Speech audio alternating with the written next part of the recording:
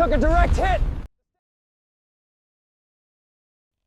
At 11:47 in the morning on a late May day in 1943, engines rumbled across the hard stand at Alconbury as ground crews rushed to finish their checks. The air smelled of oil and cold metal. Clouds drifted low, casting long shadows over rows of flying fortresses, preparing to climb toward occupied Europe.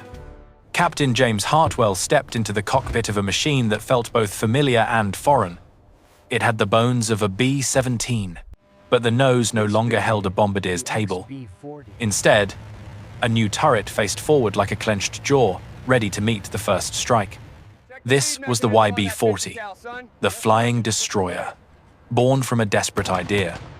In the months before this morning, American bomber crews had flown into a gauntlet from which far too many never returned.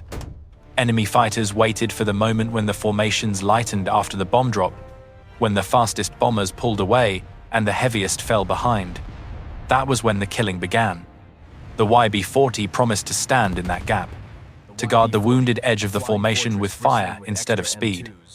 What happened next would test not just a new design, but the belief that one heavily armed bomber could shield many. Did such a gamble ever stand a chance above enemy territory? But before we continue, don't forget to subscribe to WWII Secret Archives and leave a comment about which country you're watching the video from. Dawn came slowly over the English countryside in the spring of 1943, revealing long rows of flying fortresses lined up wingtip to wingtip. Each aircraft carried the weight of a strategy that had been pushed to its breaking point. The 8th Air Force believed in daylight precision bombing, a doctrine built on the promise that disciplined formations, steady northern sights, and determined crews could cut deep into the German war machine. But belief alone could not hold a formation together when enemy fighters poured into the sky by the dozens. The problem began long before the first bombs fell. Bomber crews took off heavy with fuel, ammunition, and hope that the fighters escorting them would remain long enough to see them home. Yet every mile carried them farther from protection. The available American fighters could not reach the industrial heart of the Reich.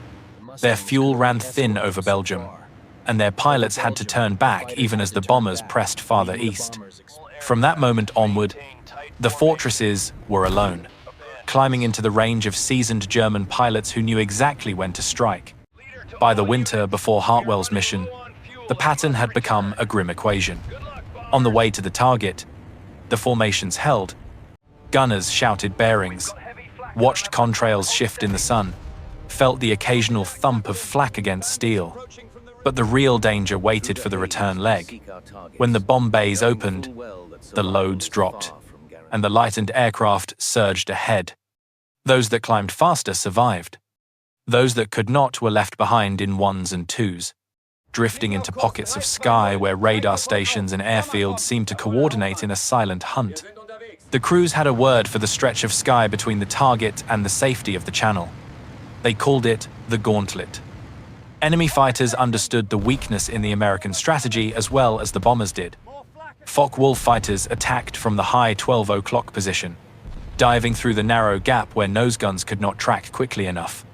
Messerschmitt fighters followed from above and behind, exploiting the moment when a single fortress struggled to rejoin the group. Those stragglers rarely made it home. Reports listed their last known positions in brief sentences, sometimes only a coordinate and a timestamp. The truth was simple and devastating. Without escort fighters, the most disciplined formation could unravel in minutes. By the early months of 1943, the 8th Air Force had lost far more than anyone in Washington expected so early in the campaign. Line chiefs walked through empty parking bays where aircraft had stood only the morning before. Mess halls carried too many empty seats.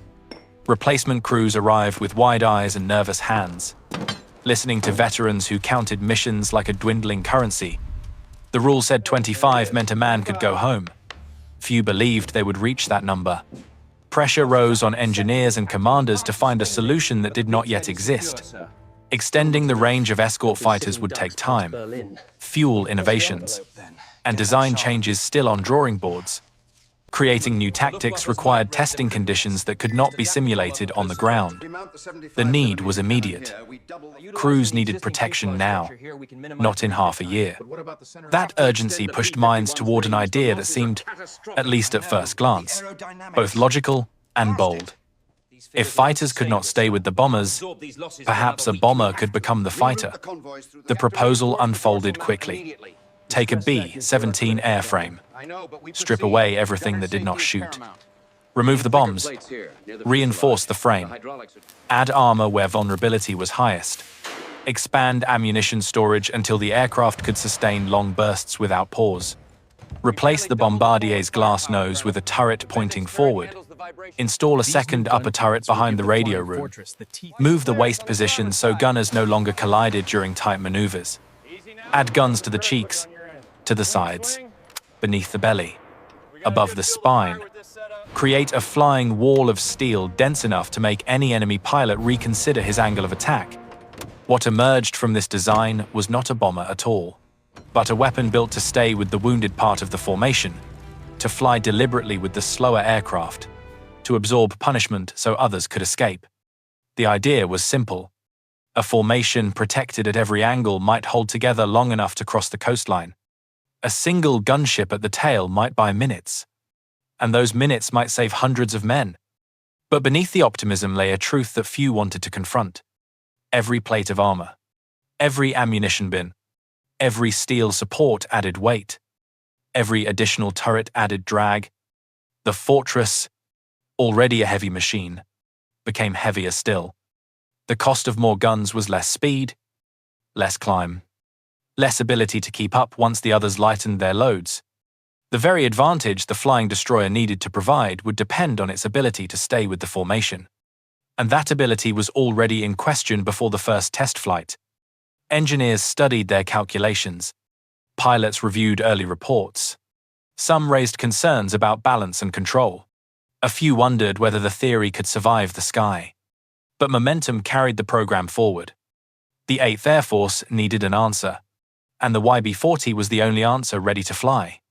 By the time the first aircraft arrived at Alconbury, mechanics gathered around them with a mixture of curiosity and disbelief. The chin turret looked like a clenched steel jaw. The staggered waist position seemed to promise better coverage on both beams. Ammunition crates stacked high beside the machines caught the attention of every gunner who had ever run dry at the wrong moment.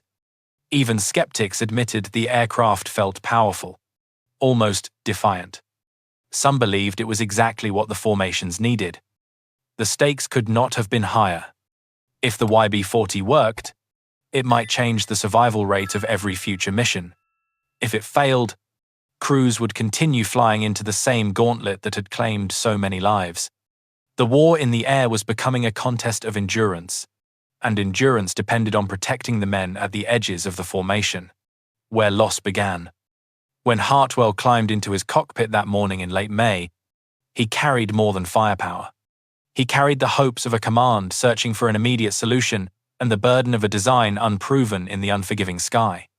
He would learn, within hours, whether the flying destroyer could change the rhythm of death and survival over Europe. The afternoon sun hung low behind scattered clouds as Hartwell's fortress rolled toward the runway, its engines thundering with a deeper vibration than any B-17 he had flown before. Ground crews stepped back, arms raised, watching the flying destroyer lumber forward under a burden of armor and ammunition that pressed hard into its landing gear. The wheels left the ground only reluctantly. The climb felt slow from the first 100 feet, as if the machine sensed the weight of expectations and fought against it. Once airborne, the aircraft joined the massive formation spreading across the sky in layered boxes. From Hartwell's seat, the view was a mosaic of engines, wings, glinting turrets, and drifting vapor trails. Every mission began with the same uneasy beauty, but this time he felt the difference in the controls. The yoke resisted his touch. The nose hesitated when he trimmed for climb. The aircraft seemed unwilling to rise at the pace of the others, straining as though the sky itself had thickened. Crossing the channel, the formation tightened. The radio crackled with familiar voices counting bearings, calling out changes in altitude, keeping the boxes aligned. The coastline of France appeared through a thin veil of haze. Below, fields and roads disappeared under a rising curtain of flak bursts blooming like black flowers against the pale afternoon light. The bomber stream pressed onward, engines droning in a rhythm that masked the tension, climbing in every gunner's chest. As the formation approached Saint Nazaire, the flak intensified. The sky trembled with shock waves. Hartwell steadied the yoke as fragments rattled against the underside of the fuselage. The bombs fell from the lighter fortresses, turning their silhouettes leaner and quicker the moment their bays emptied. The B-17s climbed almost at once, gaining speed, rising clear of the worst bursts. Hartwell shoved the throttles forward, but the flying destroyer responded with a sluggish climb, its heavy belly refusing to lighten. Within minutes, the separation began. Above and ahead, the formation stretched into a flowing river of steel. The gap between Hartwell's aircraft and the nearest group widened slowly, then steadily. Morrison, the flight engineer, leaned down from the top turret to check the instruments, worry cutting across his voice as he read the fuel consumption numbers. The YB-40 burned more climbing fuel than briefed, its 4 engines laboring under a load that refused to let go. By the time they reached the outbound leg, the main formation was a distant line on the horizon, just visible between drifting clouds. Hartwell kept the throttles forward, careful not to cross into destructive power settings. The third engine ran hot despite his efforts. Morrison adjusted the cowl flaps and tapped the indicator for emphasis. It was climbing into the red. Then the radio operator called from the waist. Contrails. High. Closing fast. 6 enemy fighters descended from the sun in a shallow curve, their wings glinting with the hard metallic flash that every gunner learned to fear. Focke Wulf fighters approached like wolves testing a herd, moving in, banking away, then aligning again, the first dove at 5 o'clock high. The tail gunner called the range, steadying his breathing as he waited for the fighter to grow larger in his sight. At 800 yards, he fired. The shock of the guns pulsed through the tail and into the fuselage. The tracers arced upward toward the diving fighter. The German pilot veered away, choosing survival over the kill. A second fighter followed from 11 o'clock high. This time, the chin turret tracked the target with smooth precision, the twin 50 caliber guns speaking in a long, controlled burst. Smoke trailed from the enemy's cowling. The fighter rolled over and vanished into the clouds below. Inside Hedgehog, hope rose for a moment. The guns worked. The idea worked. Turrets covered every angle. The fortress that could not outrun its escorts could at least fend off the attackers long enough to survive. But the sky was relentless. More fighters circled. 3 made probing runs, only to break off as overlapping fields of fire pushed them away. For 6 long minutes, the YB-40 looked almost invincible, a steel hedgehog bristling with quills. Then the formation ahead accelerated again, pulling away at a pace the heavy aircraft could not match. The gap stretched to miles. The sky thinned, and the hunters returned. A pair of fighters appeared at 2 o'clock, circling in tight arcs as they studied the aircraft's movement. They seemed to recognize the limitations of the machine below. Hartwell felt it too. The flying destroyer could throw out astonishing firepower, but it could not maneuver, could not climb, and could not run. The fighters held their distance, waiting for the moment when the gunship would become truly alone. It came sooner than Hartwell expected. The last faint line of friendly bombers vanished into the distance, swallowed by the afternoon glare. Morrison called out the fuel state again, colder this time. They had burned far more than expected.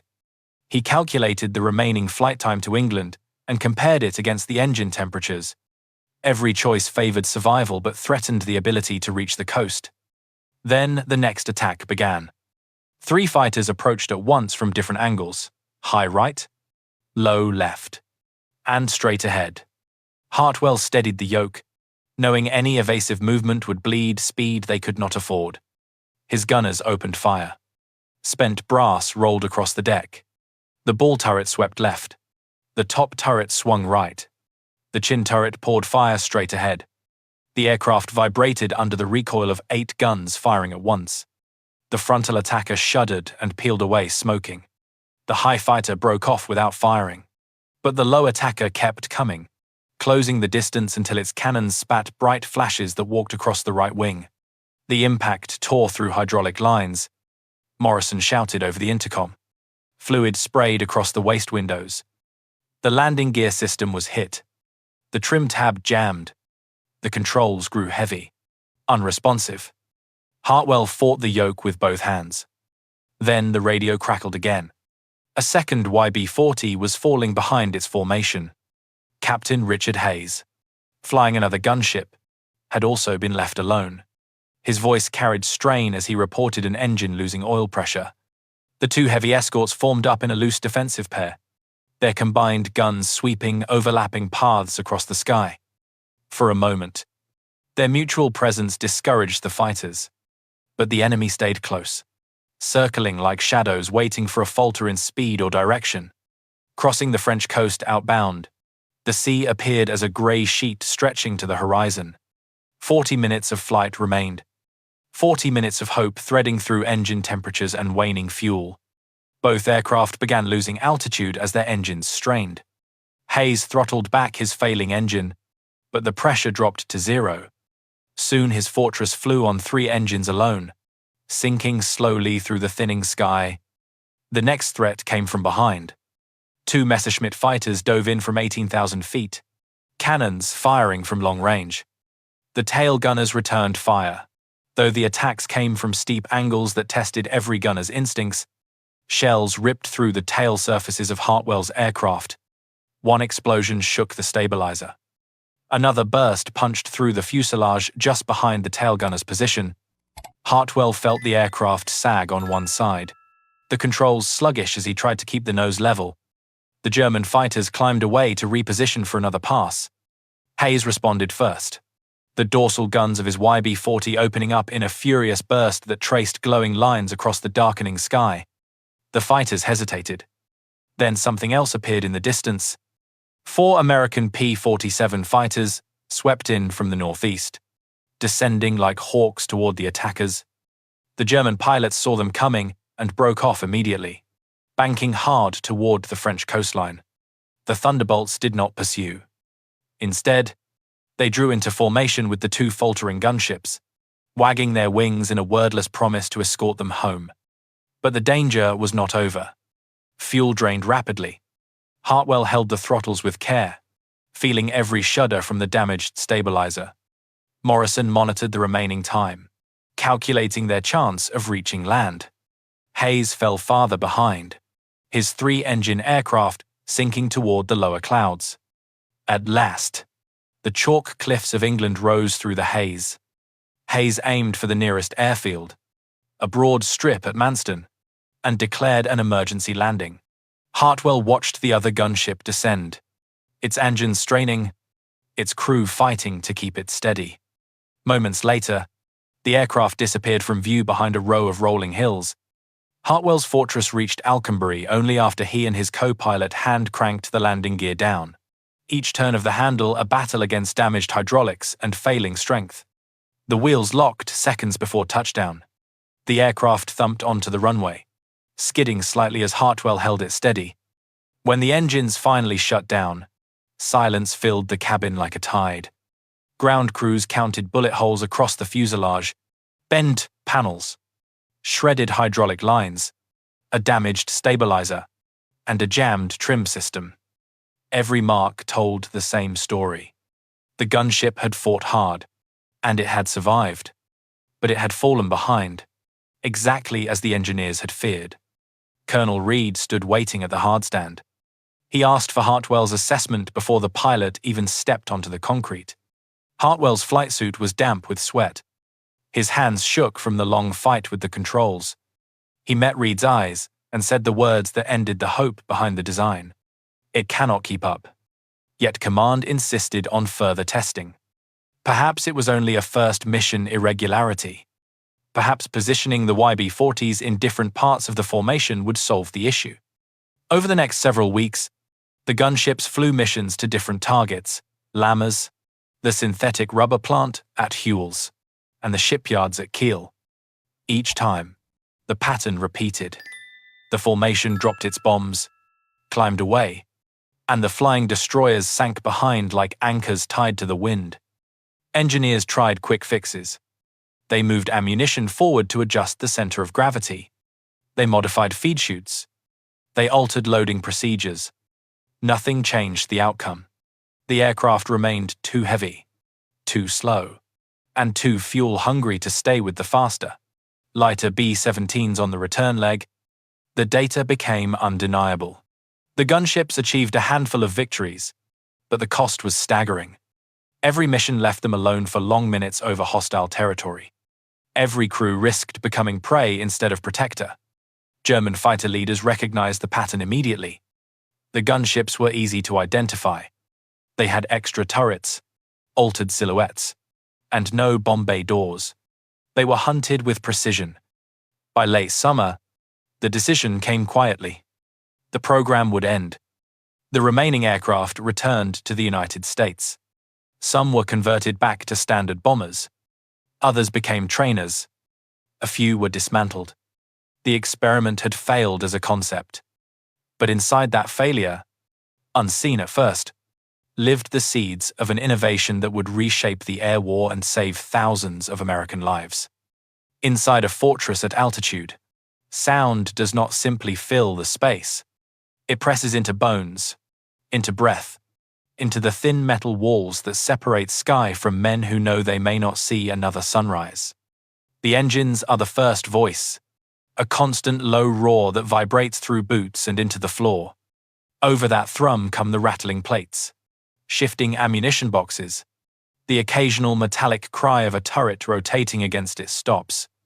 For the crew of a YB-40, every sound carried meaning, each one a reminder of how fragile a human life could feel inside a machine weighed down with more steel than sense. On Hartwell's aircraft, the man who felt the machine most personally was Technical Sergeant Paul Morrison. He had tended B-17 engines for years, learning the temperament of the Cyclone as if it were a living thing. In the flying destroyer, he understood instantly that the engines were being asked to do more than they were built for.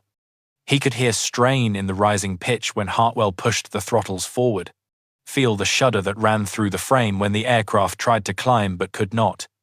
During the long minutes of combat, he moved between gauges with the tight focus of a man trying to keep a wounded creature alive through sheer will. Below him, in the cramped sphere of the ball turret, another kind of willpower battled cold and fear. The ball turret was a lonely place, a suspended world of plexiglass and guns where the horizon spun with every change in direction. The gunner inside had no room to shift his weight, no space to ease the tension in his neck or legs. When the enemy fighters made their first pass, the ball turret gunner swung quickly to his sector, tracking a shadow that grew into a shape, then into a predator lined with cannon flashes. He squeezed the triggers, feeling the turret rock with each burst. Shell casings tumbled inside the turret like brass rain. Through the gun sight, he saw only the blur of speed, a streak of smoke, and the cold knowledge that the fighters would return. At the waist positions, the air was colder still. Staff Sergeant Frank Delaney stood with his boots braced wide, gripping the twin 50 caliber guns mounted in the staggered configuration that felt strange but allowed him room to breathe. He could see sky through the empty spaces between the barrels, see the wake of the fortress in the drift of clouds behind them, and see the faint shimmer of other bombers retreating ahead. When he spotted contrails climbing toward them, his voice carried steady over the intercom. Yet his hands tightened around the handles as he watched the specks enlarge. The waist positions were open to the wind, and the slipstream tore at his flight suit. Each time the guns fired, the recoil pushed hard into his arms. He did not flinch. He knew that a fraction of a second lost to hesitation could mark the difference between a warning and a funeral. In the tail sat Staff Sergeant Raymond Kack, a former ski shooting champion whose steady hands had once guided bullets across a peaceful winter landscape. The tail gunner's view was a long tunnel of sky, framed by glass that threw reflections into the corners of his sight. He felt the entire aircraft flex when the German fighters approached from high 6 o'clock. The moment he opened fire, the vibrations of his guns traveled through the tail like a living heartbeat. He watched his tracers drift toward an enemy pilot lunging upward in a desperate climb. For a moment, he thought he had the line. Then cannon shells tore into the stabilizer, and the tail lurched. One explosion punched through the fuselage just behind him. He glanced at the ragged hole, a few inches from where he had been leaning only moments before, and returned to his sight picture without a word. Human courage inside the YB-40 was not a dramatic shout or a heroic pose. It was the quiet discipline of men standing in the wind, fighting to steady their breathing while the sky turned hostile around them. It was Morrison climbing from the top turret to kneel beside an overheating engine, knowing that a single decision could decide whether they reached the coast or fell into the sea. It was Delaney reporting damage in an even tone to keep panic from spreading through the intercom. It was Kack forcing calm into his voice as he tracked the next attack even while the aircraft trembled under his boots. And it was Hartwell, hands locked on the yoke, pulling against a jammed trim system that made every adjustment feel like wrestling a steel animal. When the control surfaces stiffened after being hit, he felt the aircraft resist him with stubborn weight. He leaned his shoulder into the movement, muscles shaking as he tried to hold a straight line, while Morrison calculated fuel that seemed to vanish faster with each passing minute. The wind whistled through torn metal at the rear of the fuselage. The smell of hydraulic fluid drifted into the cockpit. Yet his voice remained steady, giving orders, acknowledging bearings, guiding his crew through the chaos without letting them sense how hard he fought the machine beneath him. On Hayes's aircraft, the strain showed differently. His crew watched the oil stream from the failing engine, each man understanding what it meant for a fortress already struggling. When Hayes throttled the engine back, the aircraft dipped toward the lower clouds. The gunners in his waist and tail positions could see Hartwell's aircraft slipping ahead, its damaged stabilizer wobbling in the sunlight. Hayes knew he had to keep them both in sight, not only for mutual protection, but for the comfort of not dying alone above enemy territory. For both crews, the crossing back toward England felt like an endless stretch of fragile hope. They were miles behind the retreating bomber stream, cut off from the protection of numbers. The German fighters studied them from a distance, their silhouettes dark specks against the pale sky. Everyone understood the danger of falling further behind.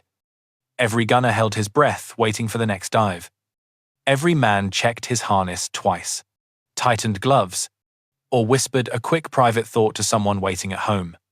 When the P-47 fighters finally swept across their path, the relief inside both gunships was palpable. Morrison exhaled a breath he had held without realizing it. Delaney slumped against his harness for a moment, letting the wind cool the sweat on his face. Kack wiped frost from his sight window with the back of his glove. Hayes steadied his limping aircraft, grateful that someone else now stood between his crew and the enemy. Hartwell felt the tension ease from his shoulders, though his hands never fully loosened on the yoke. Even after reaching the English coast, the battle was not over. The landing gear on Hartwell's aircraft had to be lowered by hand, a task that demanded strength from men already exhausted. Hayes faced a worse fate, descending toward Manston with 3 engines and a crew preparing for a landing that could break the aircraft apart. Both crews fought fatigue, fear, and the long silence that followed the final burst of gunfire, a silence filled with the weight of knowing how close they had come to being counted among the bomber crews who never returned. Human stories like these rarely appeared in official reports. The paperwork recorded bullet holes, fuel states, malfunctioning gear, and the date of the mission. It did not record the courage of a ball turret gunner firing alone in the cold, or the calm voice of a radio operator calling out contrails that could mean death. It did not record Hartwell's trembling hands or Morrison's stubborn effort to keep the engines alive. It did not capture the way men held on to hope inside a steel shell that refused to outrun danger. The YB-40 program may have failed as a machine, but inside those missions were men who carried their duty with quiet dignity. They bore the weight of a flawed design and turned it into a lesson that others would use to survive. Their fear was real, their courage unspoken, and their humanity the thread that bound every mile of their journey home. From the viewpoint of American commanders, the YB-40 arrived at a crossroads in the air war. The 8th Air Force was under immense pressure to prove that daylight precision bombing could break the industrial backbone of the Axis. Every mission that returned with empty spaces in its formation raised new doubts. Yet within the strategy, there was no alternative. The factories had to be struck. The bomber force had to fly. And until long-range escort fighters were ready, the nation needed something that could fill the widening gap between theory and survival. When the YB-40 entered service, planners hoped it would give the formations a chance to hold together after the bomb drop. Reports from the first missions did not match those hopes, but the American response did not end with disappointment. Instead, engineers and analysts treated the failures as data. Every damaged turret, every jammed feed chute, every overheated engine became a clue. The program was not seen only as a setback. It was a laboratory that happened to fly under fire. The United States had a vast industrial engine capable of absorbing lessons quickly. At Wright Field, officers studied how the chin turret performed under combat conditions. The conclusion was unmistakable. The forward turret had changed the geometry of frontal attacks. German pilots who had once dived confidently through the narrow weakness at 12 o'clock now faced a concentrated burst of fire that made the approach far more dangerous. The chin turret moved from experiment to necessity in a matter of weeks, and within months it became the signature of the B-17G, the definitive fortress. Beyond the turret, the staggered waist gun positions and the Cheyenne tail design showed how incremental improvements could alter a crew's chance of surviving a mission. Better visibility, more space for movement, fewer collisions between gunners in the heat of combat, and improved arcs of fire meant that each fortress flew with a stronger protective shell. These were not dramatic changes in doctrine, yet the cumulative effect reshaped the survivability of entire formations. To America's allies, especially those flying alongside the United States in the European theater, the evolution of the fortress signaled renewed strength. British commanders understood the value of reducing losses in daylight raids, and Allied planners recognized that every aircraft that returned home brought back trained crews who could fly again. As the B-17G spread across the continent, formations became tighter, loss dropped, and confidence grew that the long air war could be sustained. From the German perspective, the shift was unmistakable. Luftwaffe pilots, who once relied on frontal attacks, began to encounter fortresses that bit back with unexpected force. Their commanders noted the change in their own intelligence summaries. The American bombers were learning, adapting, and hardening. The air war became more costly for the defenders as the new fortresses blunted tactics that had once been reliable. In the broader global context, the rise of the B-17G marked a turning point in the Allied strategic bombing campaign. The ability to keep trained crews alive long enough to complete tours meant that the cumulative experience of the air forces deepened with each passing month. What had begun as a desperate attempt to create a gunship evolved into improvements that shaped the final years of the conflict. The world rarely remembers the programs that fail, yet the YB-40 influenced decisions made in hangars, laboratories, briefing rooms, and factory floors across multiple nations. Its flaws forced clarity. Its strengths inspired change. And in the shared struggle of the Allied air forces, those changes helped tip the balance in a battle fought not only with steel and fuel, but with knowledge carried from one mission to the next. By the end of that summer in 1943, the verdict on the YB-40 was no longer a matter of debate. The missions had spoken more clearly than any committee. The concept that had promised protection had instead created vulnerability. The gunship that was meant to shield the formation struggled to remain within it. The weight of its armor and ammunition chained it to the slowest edge of the sky, a place where the enemy waited with practiced precision. Commanders reviewed the reports, ran the numbers, and accepted what Hartwell had said on the tarmac after his first mission. The aircraft could not keep up. Yet the story of the YB-40 did not end in defeat. Failure in war is rarely a simple ending. It is often a doorway, narrow and difficult, that leads toward discoveries no one expected. In laboratories, workshops, and drafting rooms across the United States, engineers sifted through the details of every sortie. They were not searching for excuses. They were searching for answers hidden inside the wreckage of a broken idea. The chin turret stood out immediately. It had changed the dynamic of frontal attacks. German pilots, once confident in the narrow weakness at 12 o'clock, found themselves facing an unmistakable stream of fire that converged with a precision none of the older fortresses possessed. Reports from bombardiers noted how the turret's handling felt natural, how its field of fire eliminated blind spots that had once cost lives. This was no longer an experimental modification. It had become a necessity. Factories across the nation reacted with speed. The Bendix turret entered full production. Boeing integrated it into the design of the B-17G, followed quickly by the staggered waist gun positions and the Cheyenne tail assembly. The result was not simply an improved bomber. It was the most refined version of the flying fortress ever built, shaped not by theory but by the harsh truth of combat. Every line in the blueprint carried the mark of lessons learned from 12 aircraft that failed in almost every way except the ways that mattered most. As these new fortresses arrived in England, crews walked around them with a reverence that came from experience. They touched the cool steel of the chin turret, remembering the stories of attacks broken, of lives saved, of missions that ended not in flames but in safe landings. They entered waist positions with more space to move, more flexibility to track fighters that once slipped through tight angles. They stepped into a tail assembly that offered clearer visibility and stronger protection. Each improvement was a quiet promise that they would have a better chance than the crews who had flown before them. The impact spread far beyond individual missions. Loss rates shifted. Formations held tighter. Veteran crews completed their tours. New pilots survived long enough to become seasoned leaders. In the final years of the air war, the B-17G shaped the rhythm of Allied strategy, allowing deep strikes into targets once considered unreachable.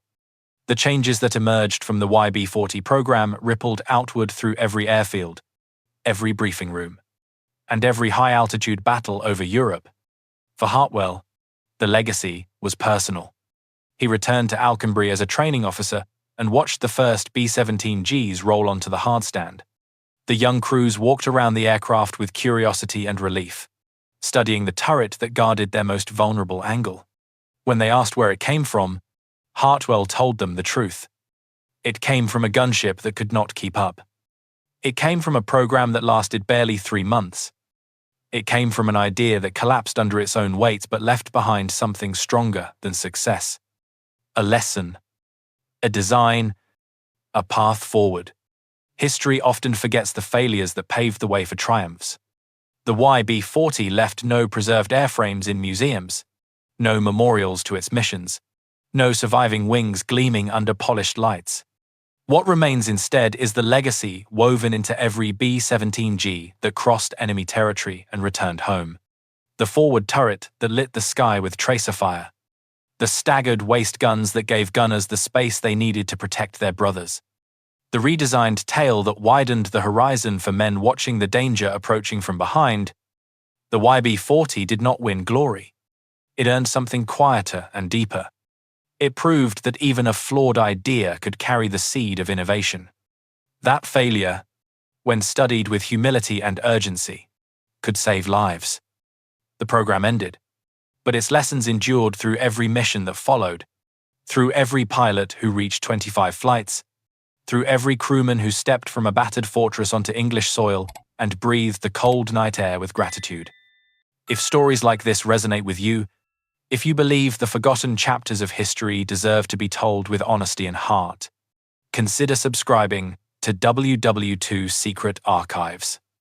Together, we can keep these memories alive and honor the men whose courage turned failure into a lasting legacy.